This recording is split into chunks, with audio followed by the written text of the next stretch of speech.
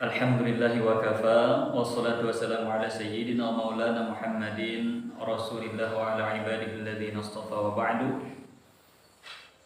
Ikhwatal iman yang dirahmati oleh Allah Subhanahu wa taala dimanapun berada. Pada kesempatan kali ini marilah kita bersama-sama untuk memanjatkan puja-puji syukur kepada Allah Subhanahu wa taala dengan tidak henti-hentinya lidah kita mengucapkan kalimat tahmid, tanda syukur kita kepada Allah Subhanahu wa taala. Alhamdulillah, summa alhamdulillah, summa alhamdulillah rabbil alamin. Kemudian salawat dan salam kita sampaikan kepada junjungan kita Nabi besar Muhammad sallallahu alaihi wasallam. Ikhwatul iman yang dirahmati Allah Subhanahu wa taala.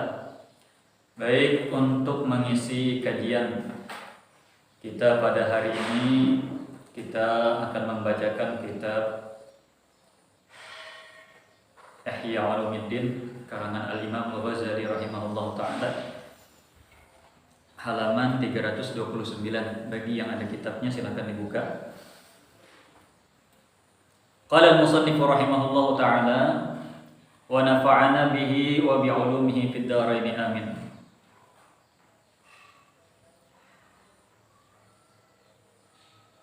Berkata Al-Imam Al-Ghazali rahimahullah ta'ala di dalam kitabnya, wa amma shaumul khusus wa huwa shaumus shalihin. Adapun puasanya orang-orang yang khusus, yaitu adalah puasanya orang-orang yang saleh. Fa huwa kafful jawarih 'anil atham wa tamamihi bi sittati umur. Yaitu mempuasakan anggota badan dari perbuatan-perbuatan dosa. Dan anggota badan itu sempurnanya ada 6 perkara kata beliau. Jadi Al-Imam Ghazali rahimahullah ta'ala menjelaskan bahwa orang yang berpuasa itu ada 3 tingkatan. Yang pertama tingkatan orang awam, yang kedua tingkatan orang khusus, yang beliau jelaskan di sini adalah tingkatan orang-orang yang saleh, dan yang ketiga adalah khusus, tingkatan yang paling tinggi. Tingkatan orang awam kata beliau orang yang puasanya hanya sekedar menahan makan dan menahan diri daripada makan dan minum dan berhubungan suami istri. Namun anggota badannya tidak ditahannya dari perbuatan-perbuatan maksiat. Nah, maka kata beliau puasa yang seperti ini adalah termasuk puasa orang-orang yang akan merugi nantinya di hari kiamat. Tidak mendapatkan apa-apa kecuali hanya lapar dan dahaga.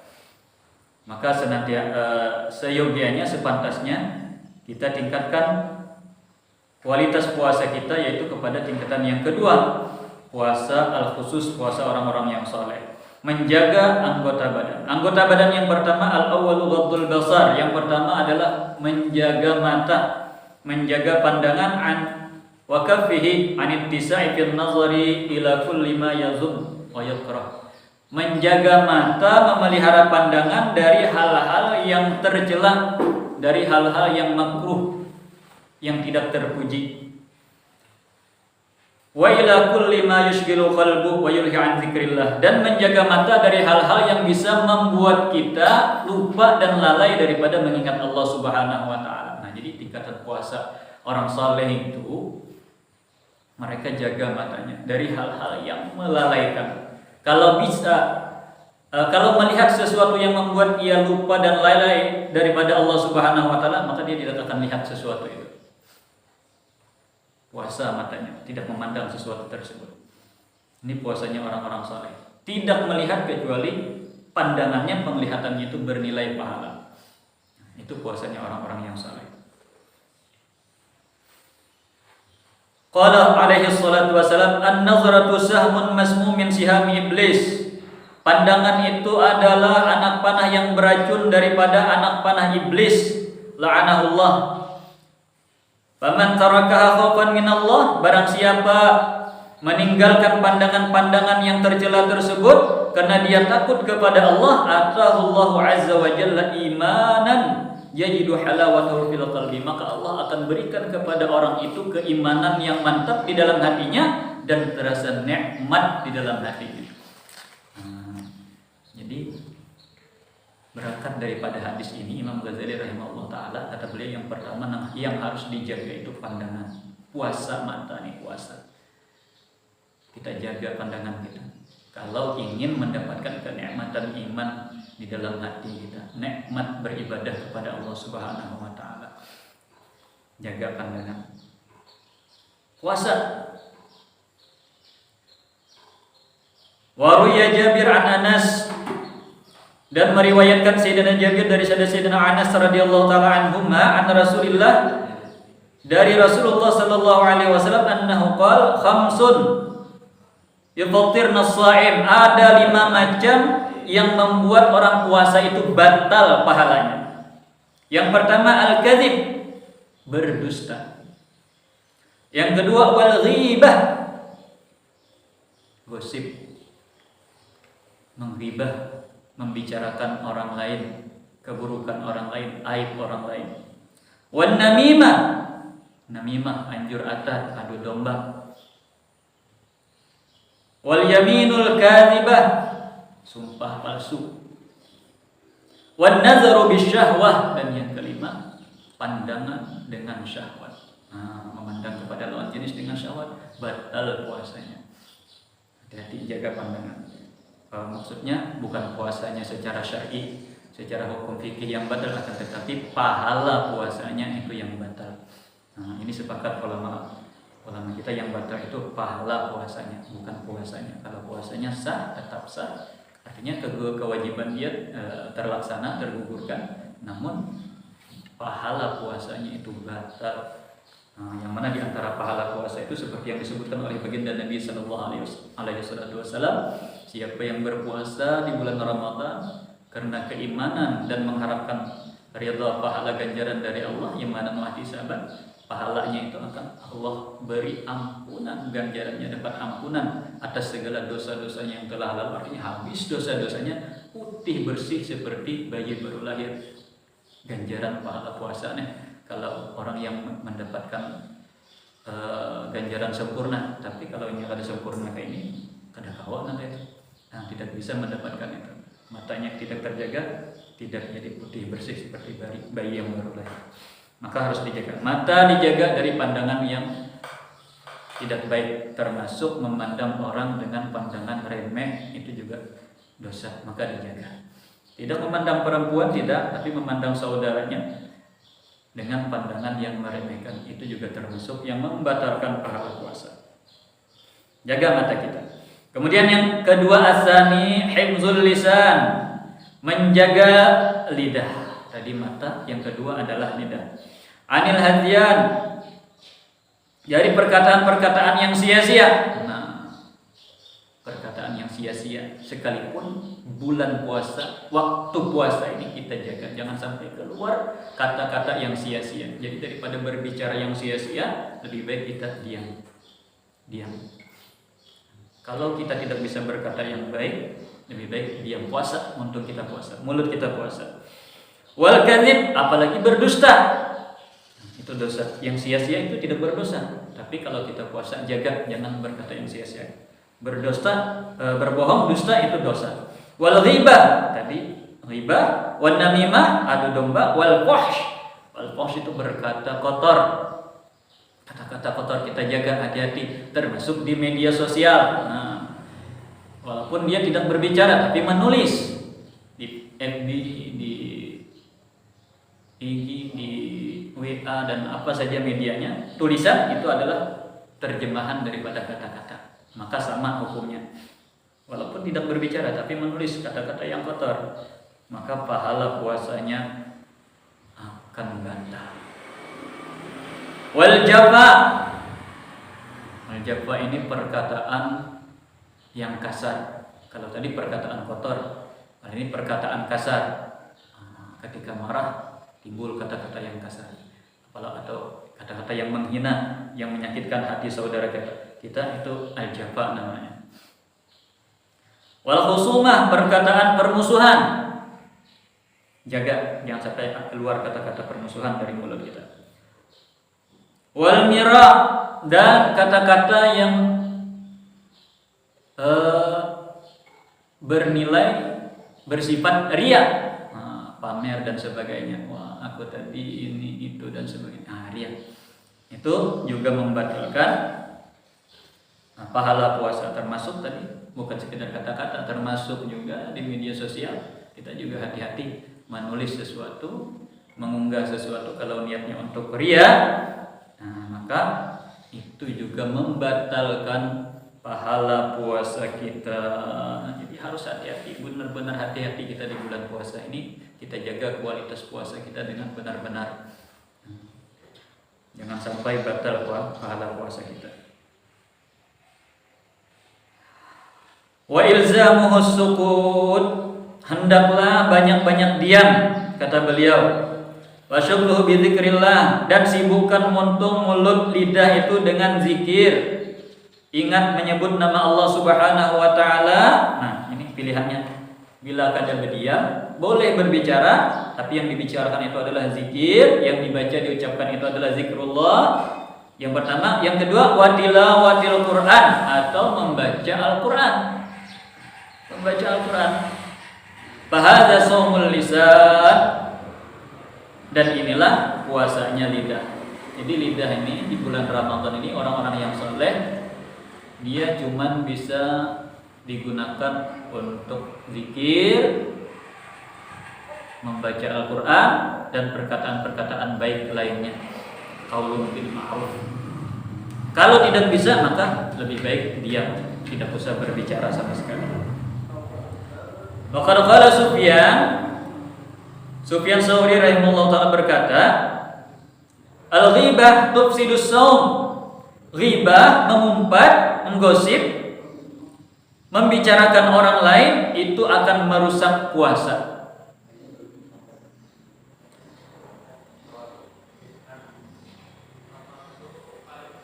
Warawa Lais an Mujahid, dan Sayyidina Lais meriwayatkan daripada Sayyidina Mujahid radhiyallahu taala anhuma, khaslatan yufsidani siyam, ada dua perkara yang merusak pahala puasa, al-ghibah wal kadzib, yaitu ghibah, gosip, mengumpat, membicarakan orang lain, wal kadzib, dan berdusta, berbohong. Ini akan merusak pahala puasa.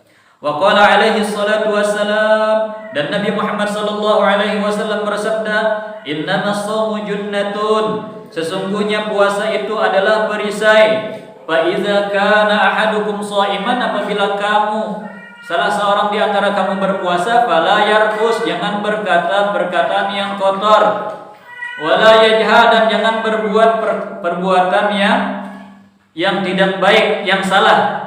Wa ini mur'un qatalahu, dan apabila ada seseorang mengajaknya berantem berkelahi, au syatamahu, atau mencacinya, falyaqul inni shaim, maka hendaklah ia berkata saya puasa, saya puasa. Artinya tidak usah dilawani, tidak usah diladani, saya puasa.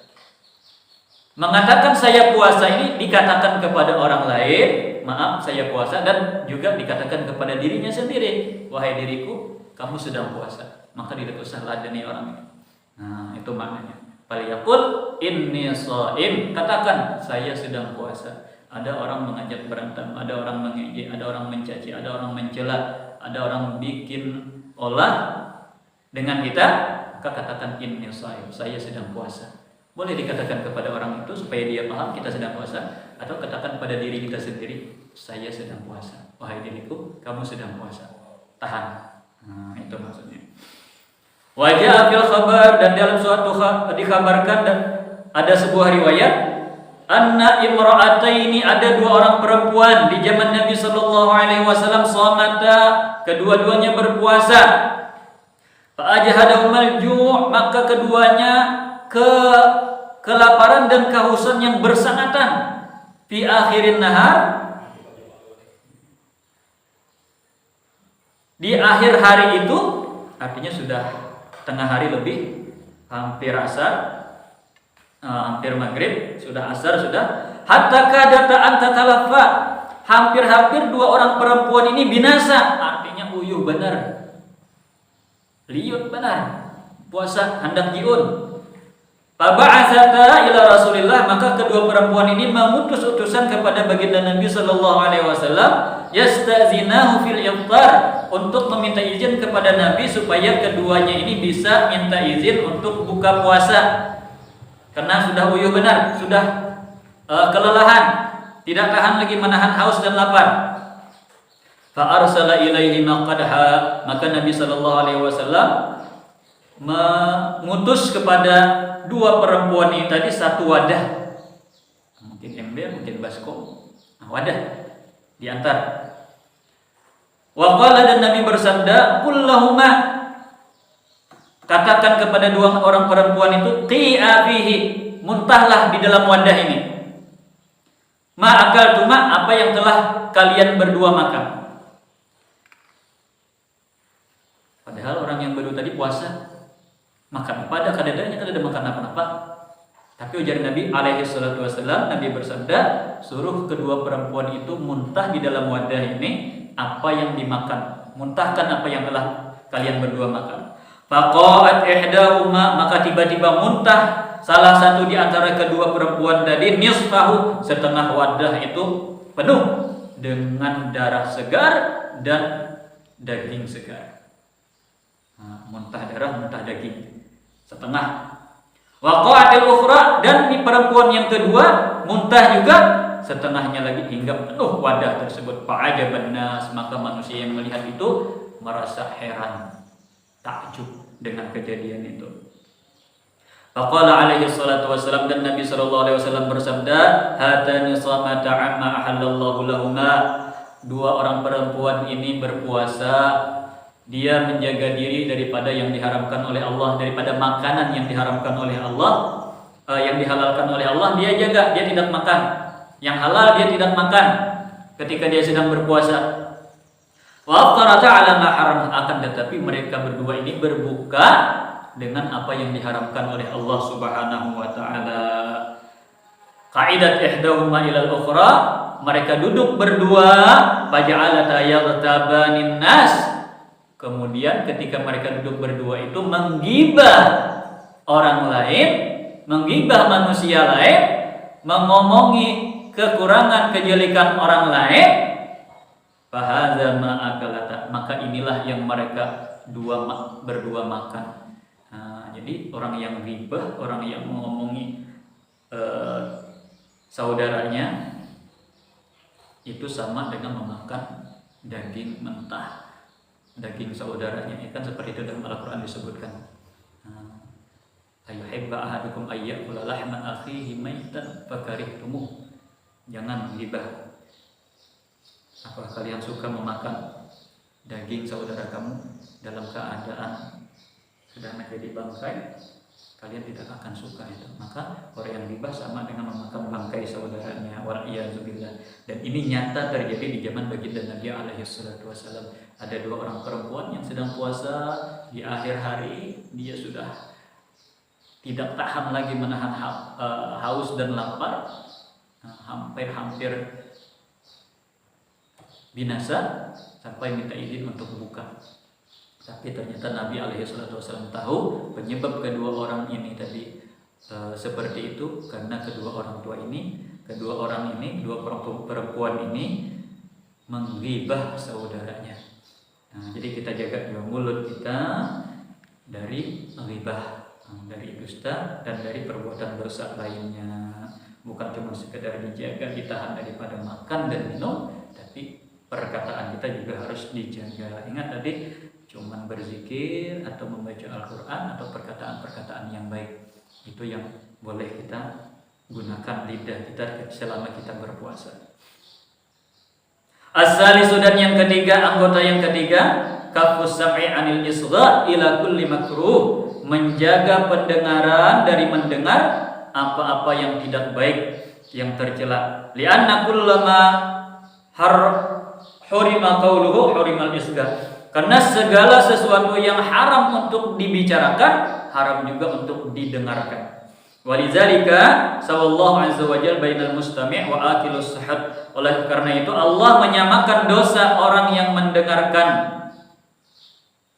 ghibah, mendengarkan yang tidak baik, mendengarkan kata-kata yang bohong, kata-kata yang dusta, dengan orang yang memakan harta yang haram. Allah Subhanahu wa taala berfirman, "Sama'una lil kadhibi akaluna lis-suht." Nah, Allah mencela dua perbuatan dosa yang dilakukan oleh Bani Israel, orang Yahudi. Apa itu? Yang pertama, sama'una lil kadhibi, mereka menggunakan telinga mereka untuk mendengarkan perkataan yang bohong. Akaluna lis-suht, dan mereka menggunakan lidah mereka, mulut mereka untuk memakan harta yang haram. Nah, kedua-duanya tercela. Fasukut 'alal ghibah haram. Maka diam terhadap ghibah haram. Artinya kita diam, orang ada saudara kita mengumpat, ada saudara kita membicarakan keburukan saudara kita yang lain, kita diam mendengarkan, itu hukumnya haram. Kita sama-sama dosa dengan orang yang berbicara. Kita dosa, dia juga berdosa. Wa qala ta'ala innakum idzam misluhum, kalau kamu mau mendengarkan orang yang ghibah sama. Nah, kamu sama seperti mereka. Dan Nabi alaihi salatu wasallam bersabda, al-mu'tab wal mustami' syarikan fil itsm. Orang yang menghibah, orang yang menggosip, orang yang membicarakan keburukan saudaranya, dan orang yang mendengarkannya, mereka kedua-duanya bersekutu di dalam perbuatan dosa. Jadi kita harus hati-hati, jaga telinga kita. Kalau ada mulai terdengar sesuatu yang tidak baik, kita tahan pendengaran kita. Kayak apa caranya? Nah, kalau kita bisa menegur, kita tegur. Kalau kita tidak bisa menegur, kita menjauh, menghindar. Kalau kita tidak bisa menghindar, tidak bisa menegur, paling terakhir adalah hati kita tidak menyetujui, tidak setuju dengan perbuatan saudara kita tersebut. Nah, hati kita ingkar dengan perbuatan saudara kita tersebut.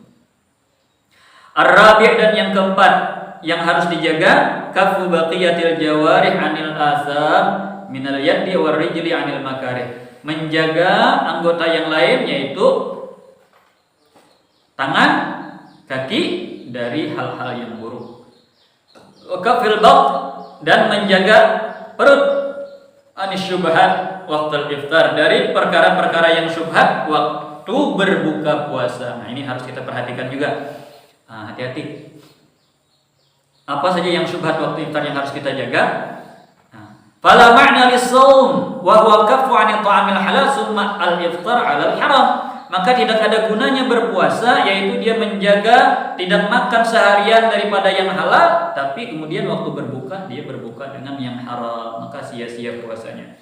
Fa misalu hadzal sha'im misalu man yabna qasran wa yahdumu masran. Perumpamaannya adalah seperti orang yang membangun istana tapi dia menghancurkan satu kota. Waliyadzubillah. Yang dibangunnya dengan yang dihancurkan lebih besar yang dihancurkan. Fa inna ta'amal halal innama yadur bi kasratihi la bi naw'ihi. Dan ketahuilah sesungguhnya makanan yang halal itu boleh, tapi apabila banyak maka itu akan menjadi mudarat. Itu akan menjadi mudarat. Fasawmu litaqlilihi, maka disyariatkan puasa untuk menyedikitkan makanan yang halal tersebut. Nah, kalau terlalu banyak itu yang namanya israf, maka segala yang israf itu tidak baik, pasti ada mudarat di situ. Wa tarikul iksar minad dawa khaufan min dararihi idza adala ila tanawuli kana safihan. Dan orang yang tidak mau memakan obat karena takut miskin, kemudian dia meminum racun, maka orang itu adalah orang yang bodoh. Nah, orang yang sangat bodoh.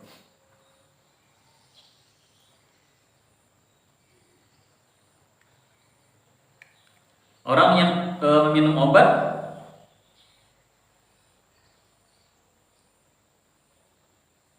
khaufan min dar idza adala ila tanawul saham kana safihan.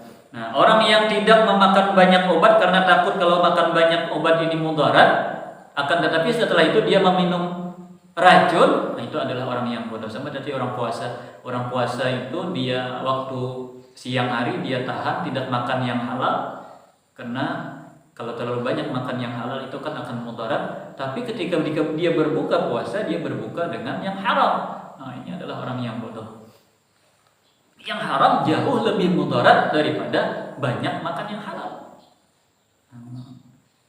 Memakan racun jauh lebih berbahaya daripada memakan banyak obat, walaupun ada mudaratnya juga kalau terlalu banyak makan obat. Seperti itu perumpamaannya kata beliau. Wal haram samun muhlikun lidin, dan perkara yang haram termasuk makanan yang haram adalah racun yang bisa menghancurkan agama seseorang. Wal halal, dan makanan yang halal adalah obat yang bisa memberi manfaat kalau standar, kalau sedikit, namun kalau banyak itu bisa memudaratkan. Coba aja makan ayam 10 ikung seorangan, hayam pian juga halal, disumbelih pakai bismillah, nyumbelih dipanggang halal, di 10 ikung makan sekali hadap halal tapi memudaratkan. Itu maksudnya dari halal. Kalau yang banyak yang halal ini bisa memudaratkan. Wa qasdus shaum, dan tujuan orang berpuasa itu adalah menyedikitkan makan yang halal tersebut. Kalau yang haram itu tidak dibahas lagi, walaupun tidak puasa tetap tidak boleh makan yang haram. Wa qad qala alaihi salatu wassalam, dan Nabi sallallahu alaihi wasallam bersabda, kam min shaimin laisa lahu min siyamihi illa al-ju' wal 'atas. Berapa banyak orang yang berpuasa tidak mendapatkan apa-apa dari puasanya kecuali hanya rasa lapar dan haus. Faqila huwa alladhi yuftir 'ala al-haram. Maka dikatakan para ulama, orang itu adalah yang tidak mendapatkan apa-apa dari puasanya tadi. Di antaranya adalah orang yang berbuka dengan yang haram. Wa qila huwa alladhi yamsaku 'anil ta'amil halal wa yaftir 'ala luhumin nas bil ghibah wa huwa haram. Ada juga yang mengatakan yaitu orang yang tidak makan dan minum, akan tetapi dia memakan daging saudaranya dengan ghibah. Nah, seperti yang kita sebutkan di awal tadi. Wa qila huwa alladhi la yahfazu jawarih 'anil asam. Dan dikatakan lagi orang yang tidak mendapatkan pahala puasa tadi adalah orang yang tidak menjaga anggota badannya secara umum dari perbuatan-perbuatan dosa. Tangannya tidak dijaga dari perbuatan dosa, kakinya, matanya, mulutnya, telinganya dia tidak dijaga dari perbuatan dosa. Maka orang itulah yang ketika puasa mereka hanya mendapatkan lapar dan dahaga saja, dan mereka tidak mendapatkan pahala sedikit pun. Wa'iyadzubillah. Wal khamis, dan yang kelima, alla yastakthir min at-ta'amil halal waqtal iftar. Janganlah banyak-banyak makan walaupun itu halal waktu berbuka puasa. Haitsu bihaitsu la yamtali'u jawfuhu fama min wi'i abghadu ila Allah azza wa jalla min batnin mali min halal. Sampai penuh ketenggorokan makanannya. Nah, maka tidak ada yang paling Allah benci daripada perut yang penuh dari makanan, walaupun makanan itu yang halal. Artinya kalau sudah penuh benar itu dibenci oleh Allah Subhanahu wa taala. Berlebihan, nah, itu dibenci oleh Allah, makruh. Wa kaifa yustafadu minas shaum? Apa yang dia ambil faedah dari puasanya?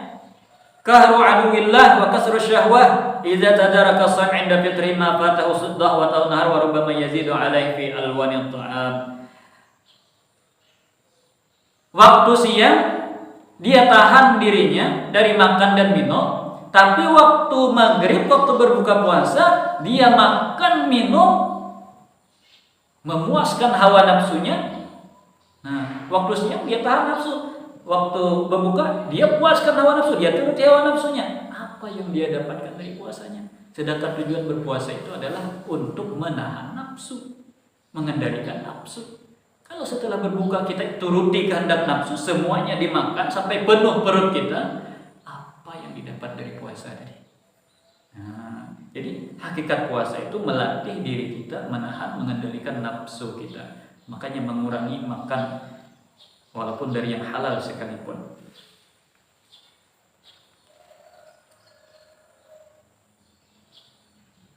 Hatta istamaratil 'adah, terjadi berlangsung kebiasaan yang demikian itu, bi an tadakhiru jami'al at'imah, dia menyiapkan banyak sekali makanan untuk bulan suci Ramadan. Fayaqul minal at'imah fihi ma la yukal fi iddati asyhur. Maka di bulan Ramadan dia makan berbagai macam makanan yang tidak dimakannya di bulan-bulan yang lain. Wa ma'lum anna maqsudas shaum al-hawa wa kasrul hawa. Nah, tujuan puasa itu adalah untuk mengosongkan perut dan menghancurkan nafsu supaya kuat diri ini alat takwa untuk takwa kepada Allah Subhanahu wa taala. Karena kan yang membuat kita ini lemah ibadah kepada Allah itu karena nafsu kita ini terlalu kuat. Nah, ketika nafsu kita terlalu kuat, baik itu nafsu syahwat ataupun nafsu yang lainnya, nafsu makanan dan lainnya, kalau nafsu ini begitu kuat, itu yang menguasai otak kita. Nah, kalau sudah dikuasai otak ini oleh nafsu, maka segala sesuatu perbuatan pikiran kita semuanya adalah untuk nafsu ini. Kita tidak ada lagi berpikir untuk ibadah, apalagi melaksanakan ibadah. Nah, nafsu yang menguasai. Lalu bagaimana caranya melemahkan nafsu? Cara melemahkan nafsu ini adalah dengan berpuasa, mengurangi makanan. Maka dengan mengurangi makanan, nafsu pun akan melemah. Ketika nafsu melemah, maka insya Allah mudah-mudahan jiwa kita semakin kuat untuk ibadah kepada Allah Subhanahu wa ta'ala.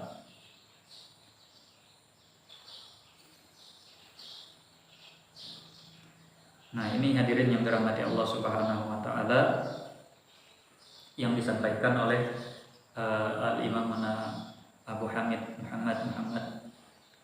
Muhammad Al-Ghazali At-Tusi, Muhammad bin Idris Al-Ghazali At-Tusi. Al-Imam ada yang kita kenal dengan Al-Imam Al-Ghazali rahimahullah taala. Jadi intinya beliau mengajak kita puasa bukan sekedar puasa dari makan dan minum, tetapi kita puasa secara maknawi, yaitu mempuasakan seluruh anggota badan kita. Semuanya kita puasakan. Mata kita puasakan, mulut kita puasakan, telinga kita puasakan. Sehingga mudah-mudahan kalau kita bisa melaksanakan ini, maka hati kita akan menjadi bersih. Tidak ada lagi tempat iblis berkuasa di dalam hati kita. Di dalam hadis Nabi SAW bersabda, sabda beliau, kalau saja bukan karena iblis yang menguasai hati manusia itu, maka manusia itu pasti bisa melihat malakut samawat, bisa melihat alam malaikat. Dibukakan hijab, terbuka hijab itu kalau hati sudah jernih, tidak ada lagi setan yang berkuasa di hati, maka kita bisa melihat malakut, alam malaikat. Nah, seperti itulah orang yang sudah jernih nanti hatinya ketika waktu malam Lailatul Qadar, maka dia bisa melihat bagaimana para malaikat itu turun dari langit, bagaimana Allah membelah langit, itu dia bisa melihat. Kenapa? Hatinya sangat-sangat jernih, sangat-sangat bersih. Nah, selama berpuasa ini dia benar-benar berpuasa, sehingga hatinya jernih dan bening, tidak ada hijab yang menutupinya, bisa melihat alam malakut, alam malaikat, sehingga pada malam Lailatul Qadar dia bisa melihat malaikat-malaikat itu turun dari langit ke alam dunia. Nah, mudah-mudahan kita bisa menyempurnakan ibadah puasa kita ini, walaupun tidak sesempurna puasanya para nabi dan para sahabat, para salihin, minimal kita berusaha untuk mengikuti seperti yang mereka laksanakan di dalam berpuasa.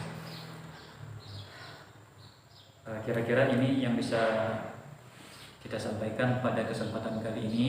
Lebih dan kurangnya mudah-mudahan ada manfaatnya, ada faedahnya. Yang salah itu dari diri pribadi saya.